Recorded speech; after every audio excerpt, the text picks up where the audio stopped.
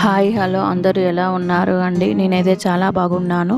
నేను ఈరోజు మీ అందరికీ ఇష్టమైన చేపల కూర పులుసు ఎలా తయారు చేసుకోవాలో చూపించబోతున్నాను. మీరు కూడా ట్రై చేయండి. ఆలస్యం చేయకుండా వీడియోలోకి వెళ్ళిపోదాం. నేను ఈ రెసిపీ కోసం 1.5 kg స్కిన్లెస్ ఫిష్ తీసుకున్నాను. చూస్తున్నారు కదా వీడియోలో, నేనైతే స్కిన్లెస్ తీసుకున్నాను. మీరైతే విత్ స్కిన్ కూడా తీసుకోవచ్చు, దట్ ఈజ్ యువర్ విష్. ఇప్పుడు నేను ఒక బేసన్లోకి ఫిష్ని తీసుకొని వాటర్ పోసి సాల్ట్ కొద్దిగా వేసి కొద్దిగా నిమ్మరసం వేసుకోవాలి. ఈ విధంగా చేయడం వలన చేపలకు ఉన్న నీచు వాసన అనేది పోతుంది. కనీసం 5 minutes పాటు అలాగే వాటర్లో ఉంచండి. 5 నిమిషాల తర్వాతకి ఈ వాటర్ని మొత్తం తీసివేసి పక్కన పెట్టుకోవాలి. నేను ఫిష్ని అయితే మ్యారినేట్ చేయడం లేను, డైరెక్ట్గానే ఫిష్ ముక్కల్ని పులుసులోకి యూజ్ చేస్తాను. వెడల్పాటి కడాయిని స్టవ్ మీద పెట్టుకొని వేడయ్యాక మెంతులు, జీలకర్ర, వాము, మిరియాలు వేసుకొని డ్రై రోస్ట్ చేసుకోవాలి.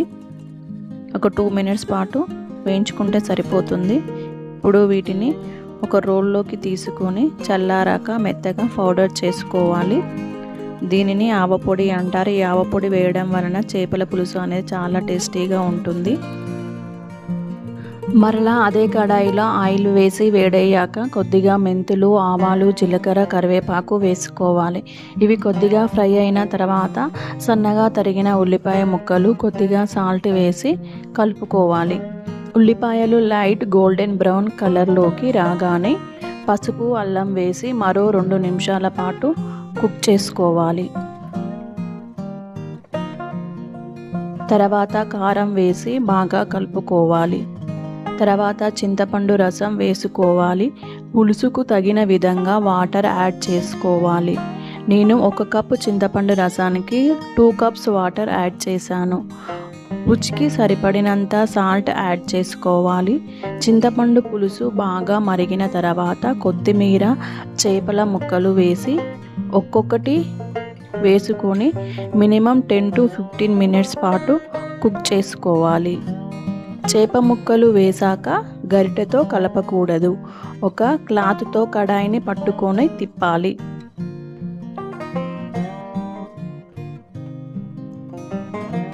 చింతపండు పులుసు బాగా చిక్కబడిన తర్వాత ముందుగా డ్రై రోస్ట్ చేసి పొడి చేసి పెట్టుకున్న ఆవపొడిని, కొద్దిగా గరం మసాలా, ధనియాల పొడిని వేసి మరో 5 నిమిషాల పాటు కుక్ చేసుకోవాలి.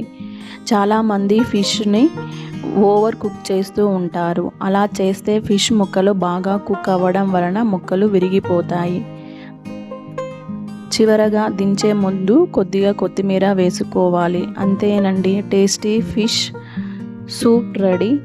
మీరు కూడా ఒకసారి ఈ రెసిపీని ట్రై చేయండి. ఏ విధంగా వచ్చింది అనేసి కామెంట్స్లో కామెంట్స్ పెట్టండి.